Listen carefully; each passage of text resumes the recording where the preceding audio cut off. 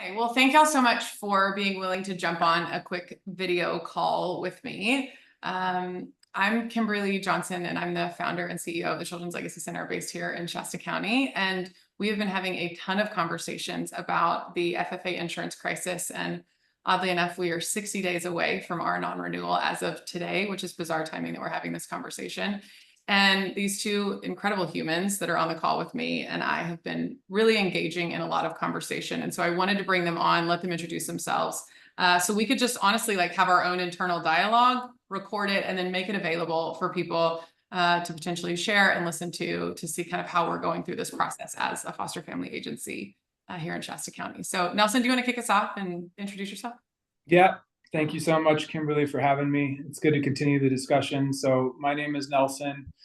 I work with a firm called Winton-Ireland Insurance out of the Central Valley. And one of the many hats I'm wearing these days is to help our FFA clients navigate their non-renewals and solutions to that problem. So anyway, thank you for having me. I'm glad to be here. Yeah, thanks, Nelson. Sarah, go for it. My name is Sarah Peary, and I'm the Director of Residential and Family-Centered Care here at the Children's Legacy Center.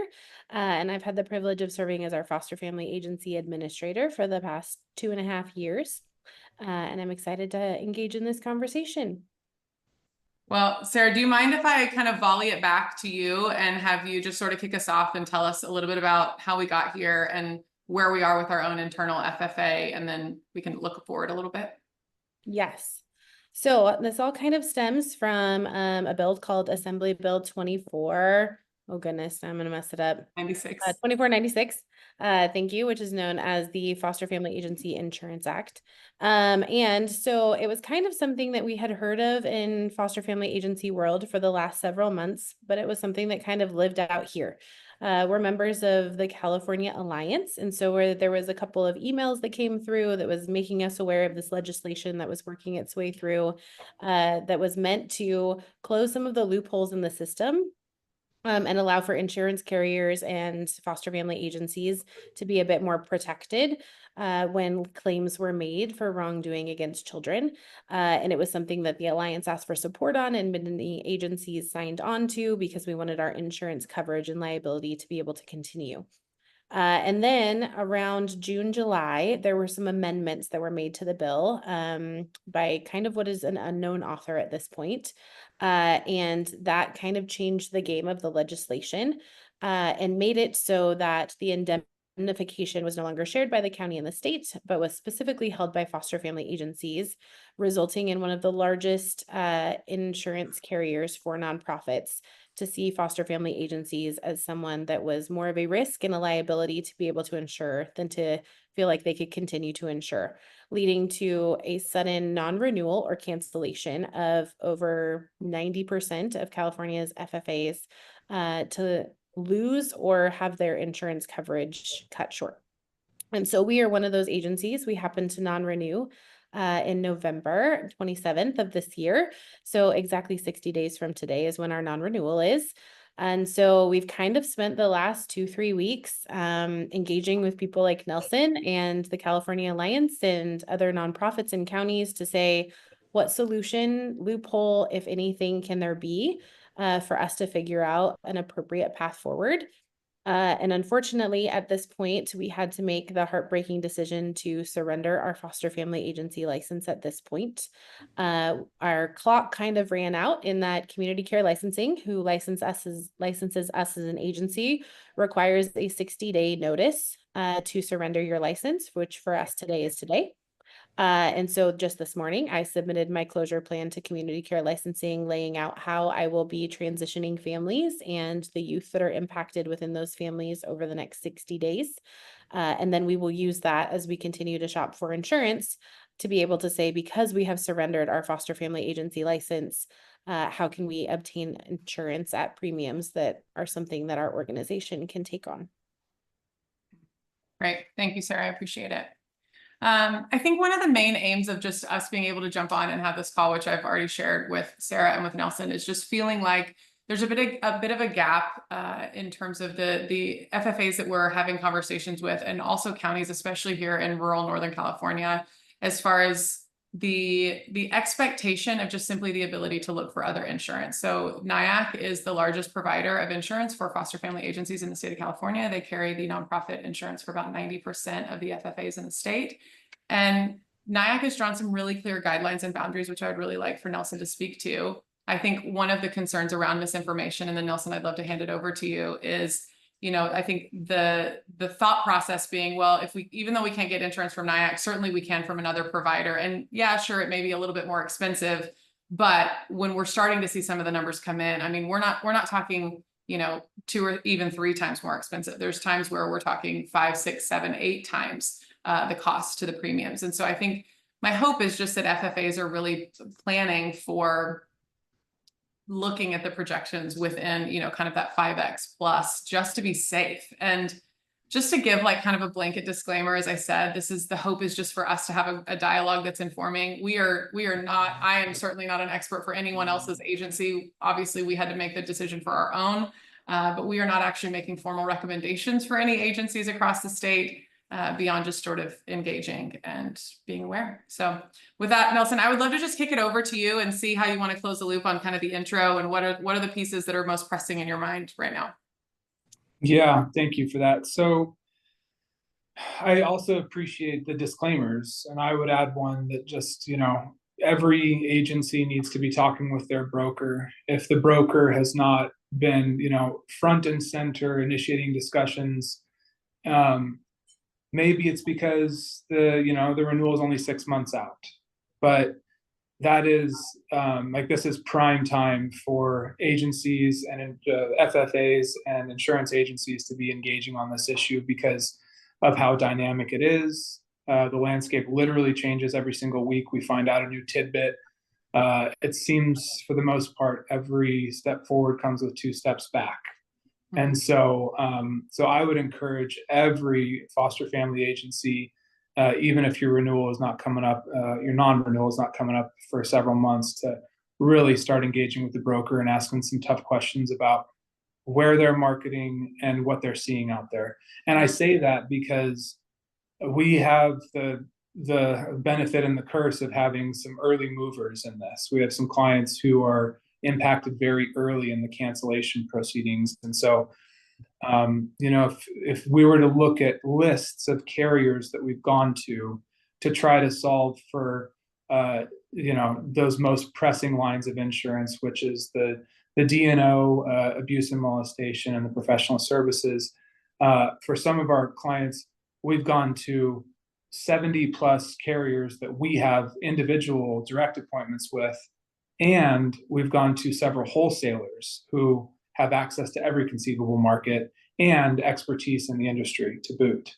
What we've come up with is just not good at all, unfortunately. For those agencies who are unable or unwilling to surrender their FFA license, and here's how dynamic it was. You know, we've spent a month for one of our clients trying to find and market a solution.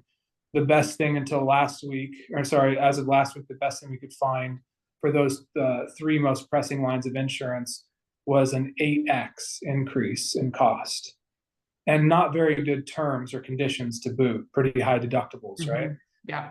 As of this week, we were able to find a somewhat better solution that cut that increase in half, which is still unsustainable for our client. And it came with, you know, 6-figure plus deductible. Right. So when that bad thing happens, and it inevitably will for every FFA, unfortunately, we're having to counsel our clients on, you want to, you know, save a dime today just to pay a quarter later. You know, it's going to be pretty tough. Absolutely. You know, I think that you mentioned a little bit about how NIAC has been really good about at least doing their best to give pretty clear guidelines, but even that is a dynamic situation. As of today, in print, they'll tell you that the directors and officers coverage is still going to remain available for those who are able and willing to surrender the FFA. But I have it on very good authority that that is going away. Once they started looking at some of these surrender situations, how many employees at agencies are going to have to be laid off, entire divisions are going to have to be laid off. NIAC realized, oh my goodness, our employment practices coverage, where an employee would bring suit against an FFA, their own employer, that's embedded within the directors and officers coverage. Yeah. So they're making what I think is a calculated business decision, saying, whenever you have mass layoffs, we always expect for there to be employment practices claims. We therefore must get off of the directors and officers coverage. And we don't know yet what that impact will be for our clients, because now we're forced to go out and find a standalone directors and officers with employment practices coverage solution. We don't know what carriers out there are going to be willing to do that for an individual risk. And the individual risk is one other thing that I would touch on before I kick it back to you, is that, and this is also a little bit of a disclaimer, but as good as companies like NIAC are about trying to make broad stroke determinations and public communications about what they will and will not be able to stomach, it needs to, those decisions will be made on an individual risk basis. So if your FFA has a little bit of a hairier claims history, NIAC might not be willing to continue working with you. So all of those are good reasons for you to be having conversations with the broker or with NIAC directly to make sure that you're not left high and dry. Yeah, that's helpful. Thanks, Nelson. What would you say are the things that what do we know for sure right now? Which I know that that's hard. And then maybe can you also just speak to, I think one of the things that was really helpful that you explained to me was, whereas NIAC is putting forth some pretty clear guidelines, why it's potentially harder for, those 70+ insurance companies, why the answer is we need to get into an underwriting process, and it really is so individualized. So can you kind of speak to the juxtaposition between those two things? And then what do we know as of right now? Well, okay, let's start with what do we know as of right now. We know that, as we've discussed, FFAs that are willing to surrender may have a path forward with NIAC on those impacted lines of coverage minus D&O. So in that, to be clear, we know that NIAC is not insuring foster family agencies. That is absolutely correct. There is no path forward for any. They will look up the state database to see which of their clients are active foster family agency licensee holders, and they will or have already received notice of cancellation. Yes. That will not change, and there's no time legislatively for that to change. Yes, absolutely. Individual characteristics that go into determining if someone is eligible to continue with NIAC, or from the other carrier's perspective, whether they would be willing to consider a risk, how long you've been in business, what your claims history looks like, the size of the size and scope, how many placements you have, what other ancillary services you're offering, even in a surrender situation. That's also a big topic of discussion among carriers other than NIAC. What we do know from NIAC is that they are okay. They've not put this in writing anywhere, and it's a little bit ambiguous, but their business managers and underwriting leadership have said that if you're going to offer after surrender any sort of ancillary service within the foster family arena, that they will continue to insure you, or they will consider it. It's not going to be a hard stop for them. I do anticipate some tightening, some hardening of their position on that, just based on underwriting discussions. There's a lot of ancillary services, behavioral counseling, for example, that it's offered in a group home setting. The NIAC underwriters, as savvy as they are, when I bring these types of in-home services up to them, there's a pause. There's okay, we need to consider that. We need to make sure that we are looking at the exact operations, the scopes of services that are contained within the county contracts to decide if we're going to be okay with this. Yeah. So as we peel back the layers of the layers of this onion, I think that we're going to have more restrictive decisions being made. I would also say that it's important to keep in mind that there's so few carriers out there willing to offer the coverage besides NIAC, that when the flood of non-renewals and submissions come to those other carriers, they will not have the capacity to handle all of these. What do we have? Several hundred, a few hundred FFA agencies in the state, if I'm not mistaken. There's only, by my count, 3 or 4 carriers that will even consider it, that we've found in our extensive marketing file. Yeah. And they have small underwriting departments and are not going to have the capacity to handle all of these things. Yeah. And so one of the other pieces, based on the article that NIAC released on September 9th, I think part of our early concept of a solution was, can the families essentially port to the county and then the county subcontract back with us and other agencies for essentially a lot of the services that we're already providing? I know that a number of counties have contracts, even counties here in the North State have contracts for FFAs to be able to provide, their home studies. They have the ability to provide all of those in-home supportive services, even to families that are with the county. And so that was one of, I think, our early solutions. But it's my understanding, based on what came out on September 9th, that is not an option. I mean, that with NIAC is a very hard line that is being drawn in terms of something that is not able to be done. So when we talk about ancillary services, I think being mindful that it sounds like, it's my understanding there are some things that they have NIAC at least drawn hard lines on to say, you cannot outsource to FFAs to provide home studies. And then additionally, the in-home supportive services or wraparound services, I think that ancillary service piece gets very gray very fast. And I do think, based on everything that I've heard up to this point, we're going to get into it's going to be on an individual case-by-case basis. But based on your perspective, what within those do we know right now?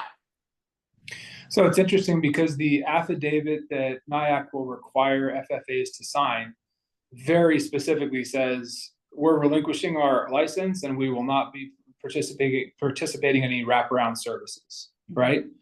And when I say, okay, what's your definition of a wraparound service? Would it include behavioral health? I'm sorry, behavioral therapy?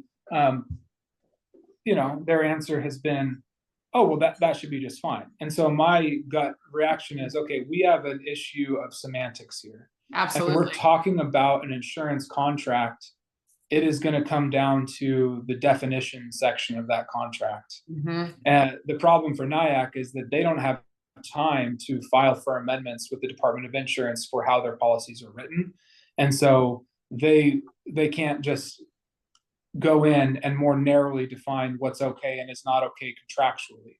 So they have to be very selective on the front end from an underwriting perspective to make sure they don't get themselves into a situation where they renew as an exception because the FFA was surrendered, but they're still saddled with the exact same claims. Absolutely. And so I think that, NIAC's position is going to be, with the whole porting thing, for example, they're going to say, absent of some sort of clear indemnification and hold harmless from the counties back to the FFAs and by proxy to NIAC, we have to draw a hard line in the sand and say, no, we're not going to allow this subbing and then subcontracting back of contracts and placements.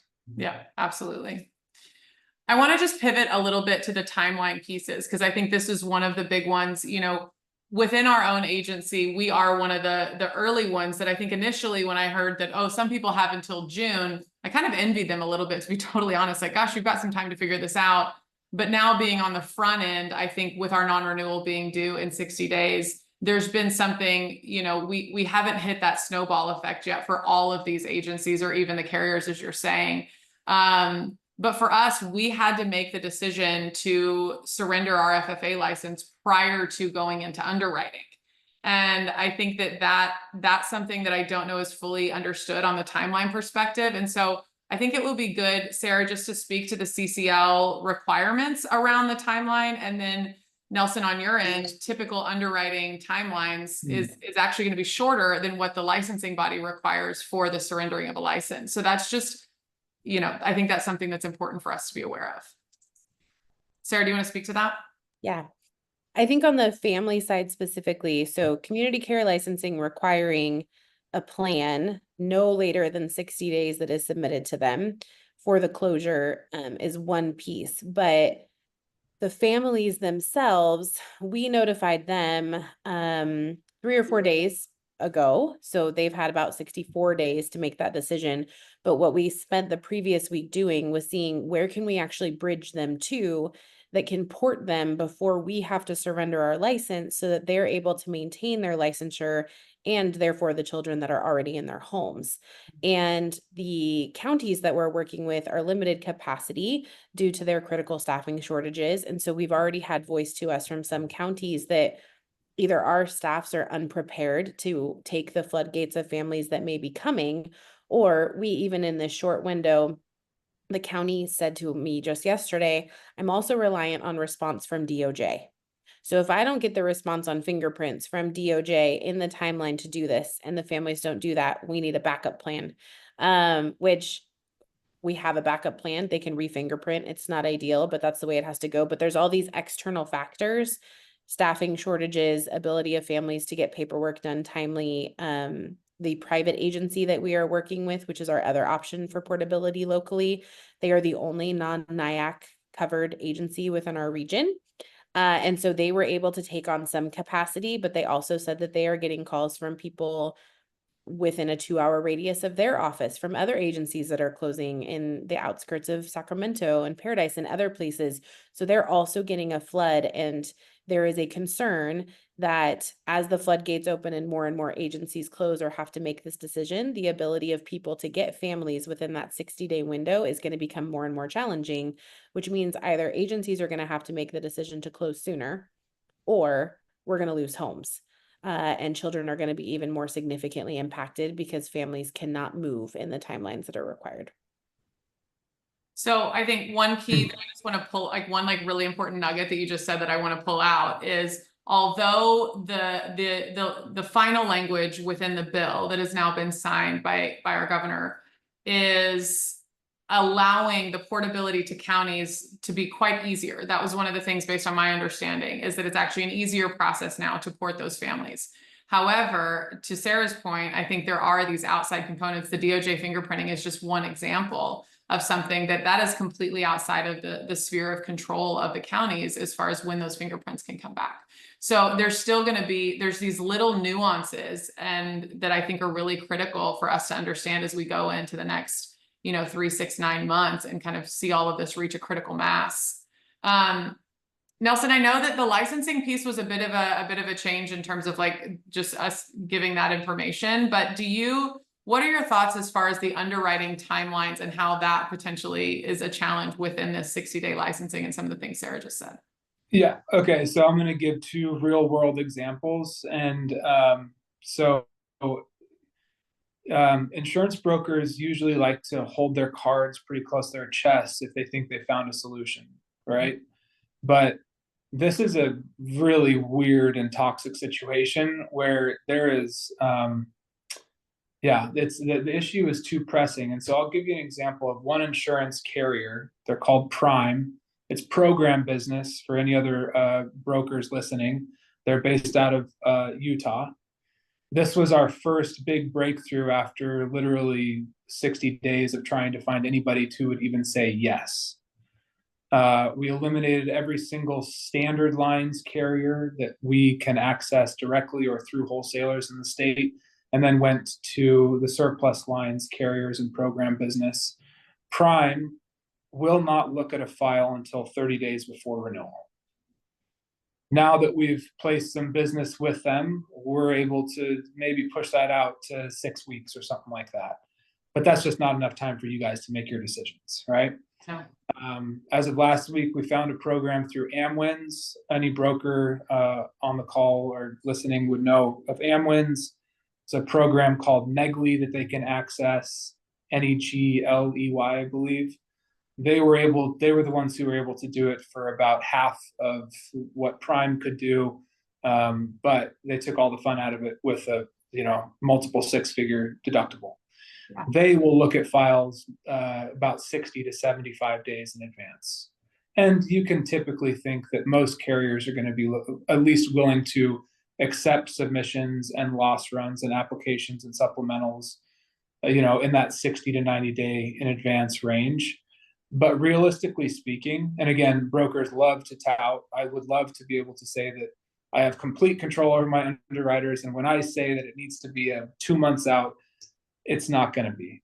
They will take their sweet time. They will wait to make sure that they are the only ones. in the game, and they will take their pound of flesh, and they'll take it about 2 weeks if you're lucky, in advance of the renewal or non-renewal date. That's just practically speaking, and anecdotally, based on my own book of business and my experience in the industry. If you get a 2-week advance notice of final bindable terms, conditions, signature forms, included in the proposal, 2 weeks is what you should probably expect. Now, hopefully that can be negotiated. Hopefully the gravity of the situation and the external factors can be communicated to the underwriters working the cases.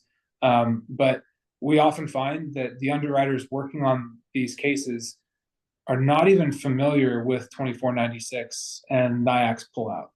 So they're just shooting from the hip.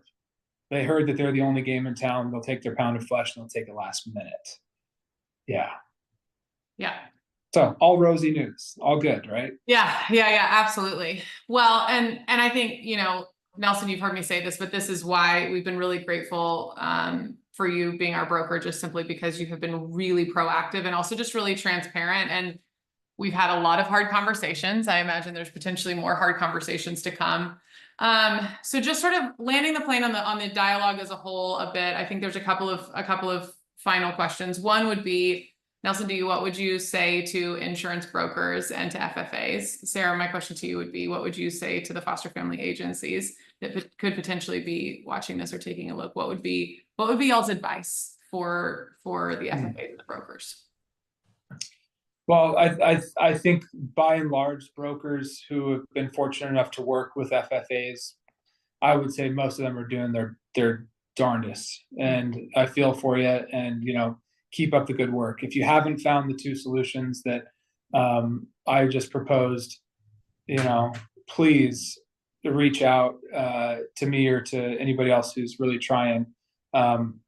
You need to pick up the phone and call your underwriter, though. If you're a broker, you got to actually describe the situation and be willing to get in the fray. Don't leave it to a marketing department or an account manager. Like, you need to put your best foot forward on this. And hey, I may have this totally backwards. I may have missed the biggest solution under the rock right next to my foot. And if that's the case, then I would love for any other broker to reach out to me, because we're not satisfied with the solutions we found.